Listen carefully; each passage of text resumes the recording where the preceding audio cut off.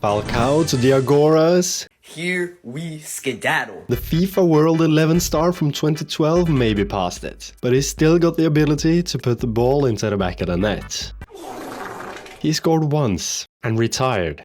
Hola, soy Falcao. Anyway, we have a World Cup winner coming in. Welcome to the club, Samuel Umtiti. He joined on a free, alongside Luke Ayling at right back and Seka and Musa Sissoko in midfield. So we're building a retirement home apparently.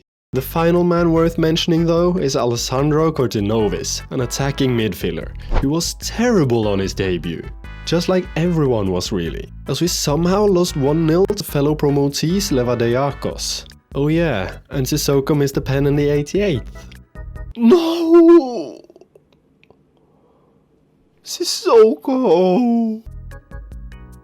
And since we couldn't score in the next 2 games either, and ended up with 1 point in the opening 3 games, as well as 4 injuries, I had to do something. So I brought in a Norwegian army.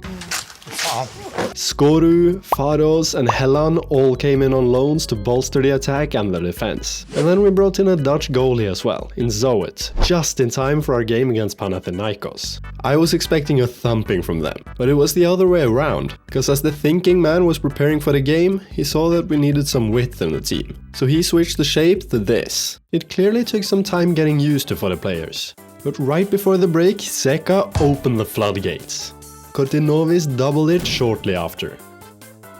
And then an unknown Spaniard by the name Igor Oyono lit the pitch on fire. To Toresen Faros, to Oyono! Place it to Skoru, to Oyono!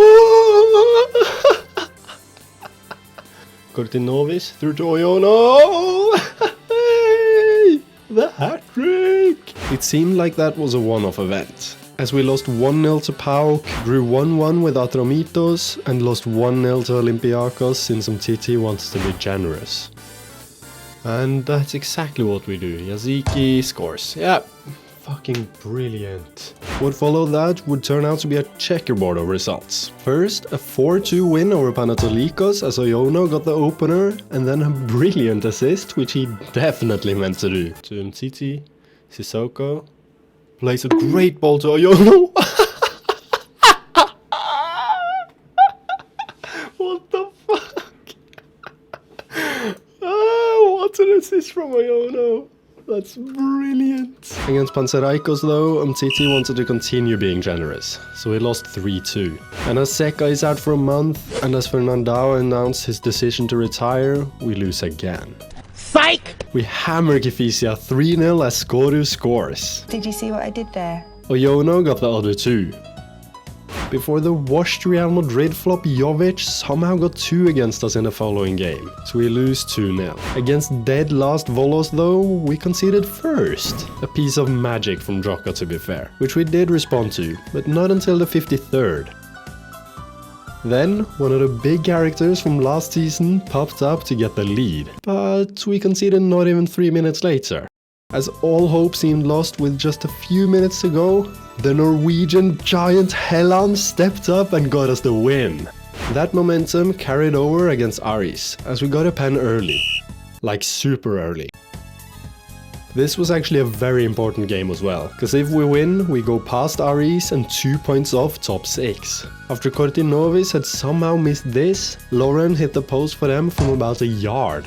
And as I paused the game to write it down, he scored literally 2 seconds later. It seemed like it wasn't to be for us this game, as they scored again and again and again to make it 4. We did get one back, but it was too late, which meant 9th place as we're halfway to the league split. At this point though, we stepped up. 2-1 against Asteras Tripolis, 1-0 against Diagoras thanks to Seka, 2-1 against Ofi, 1-0 against flipping PAOK as the old man Falcao couldn't have timed his only goal of the season better. And to make the winning streak complete, we beat Atromitos 2-0. Add a sprinkle of both 5th and 6th round Greek Cup wins and you've got yourself a brilliant run of form. Could we continue that form against the side we got our first win of the season though?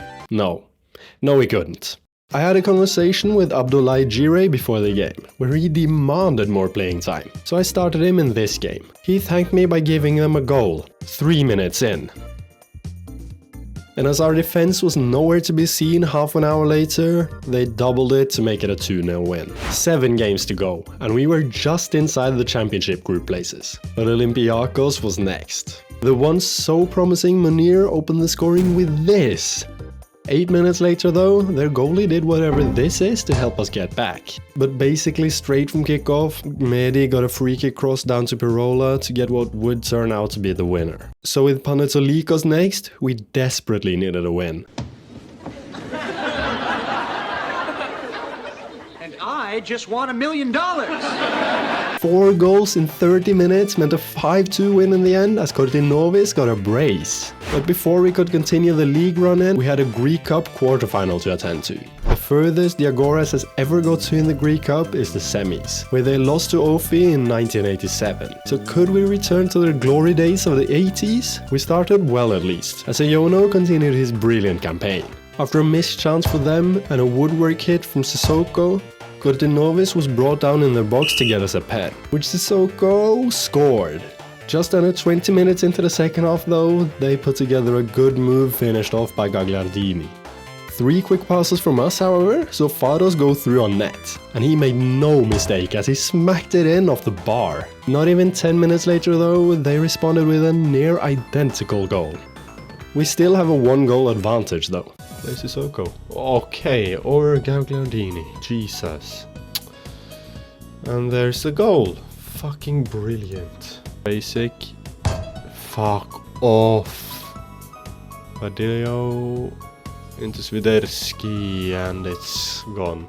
A single highlight was the case against Panserikos, and well, I'll let you watch. To Kortinovis. Yes! Come on, get him!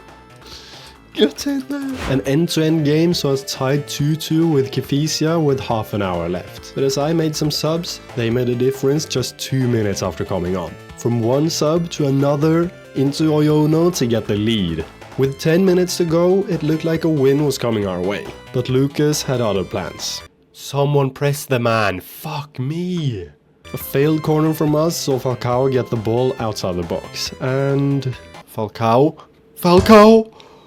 Oh my days. A full minute after the ref should have blown the whistle though, this happened. 7th minute.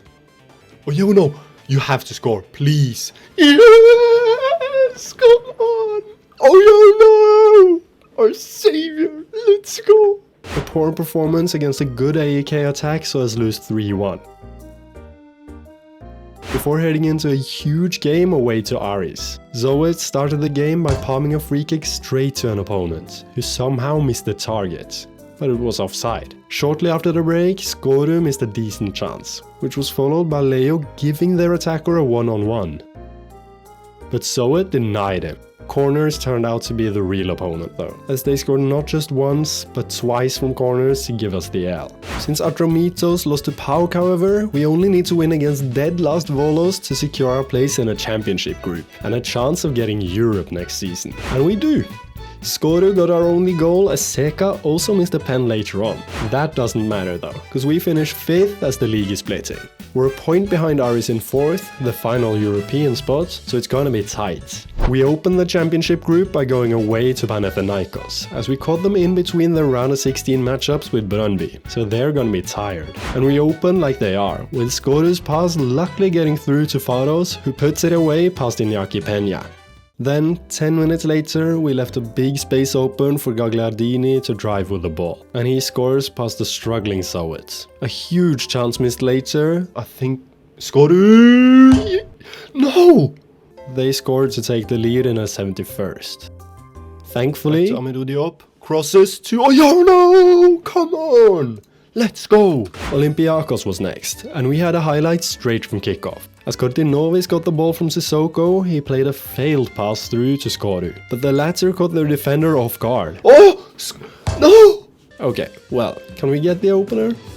Denied. Half an hour in, Ailing had a throw-in, which he tried to throw to Kortinovis, but it went through his legs. And then through Faros' legs as well, as it went to Oyono. He played a simple pass for Skoru to tap in. We have the lead! For a long time, it actually looked like we'd get the 1-0 win. But then Leo gave their striker the ball, like we've seen before. So... well, we've won then, right? No! 2 losses then followed, as we struggled against both PAOK and AAK. Oyono did get a goal against AAK, but it wasn't enough as they scored straight from kickoff. In the most important game of the season, as home against Aris, Faros thought he'd open the scoring just 2 minutes in. To Faros? Faros! Nope. Then, as Skoru played this insane pass to Faros, the latter pulled it back to Kortinovis, who got tackled from behind to get us a pen. Sissoko is stepping up. And he scores it. If you then double the amount of minutes it took us to score, you get what it took them to score. As Eiling's tackle fell straight to Kadewere. A few minutes before the interval, Faros recreated his earlier goal. But the only thing to be similar was the fact that this rat was offside. He made up for it shortly after the break though, in a half where we dominated. The great run. Faros. Oh my... Oh! What a cross from Faros! Oh my days! So with that, we beat Aris 2-1 to get within 2 points of continental football. An incredible start to the game away to Olympiacos, so let's go 2-0 up within 30 minutes, through goals from Skoru and Faros. 10 minutes into the second, however, Retso scored this dominant header, and they really kept that pressure up, with Enludulu and Retsos missing good chances. But then... no, Streff.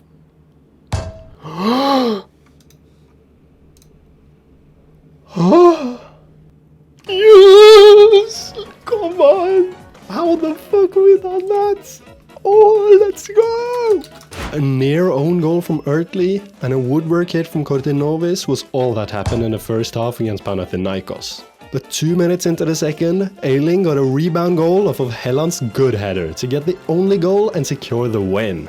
Another dull game followed with PAOK. Zoet got a good save early on, but as they scored from the following corner, it meant a 1-0 loss this time.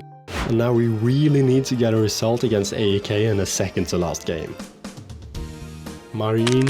No, for fuck's sakes, Faros. Foul Ramos into Bermejo. Yep, there's the opener as well. Marine is whipping it in to Kipre. No, to Relvas actually. Since that was a total fiasco, we now have to at least not lose against Aris to keep our 4th place finish. We should be the better side, but when we keep giving the ball away, it's gonna be difficult. And 5 minutes later, they doubled it. Seconds before the interval though, Skoru played through an unknown man, who put it away to give us some hope. Shortly after said interval, old man Sissoko went on a mad one, but got denied by their goalie.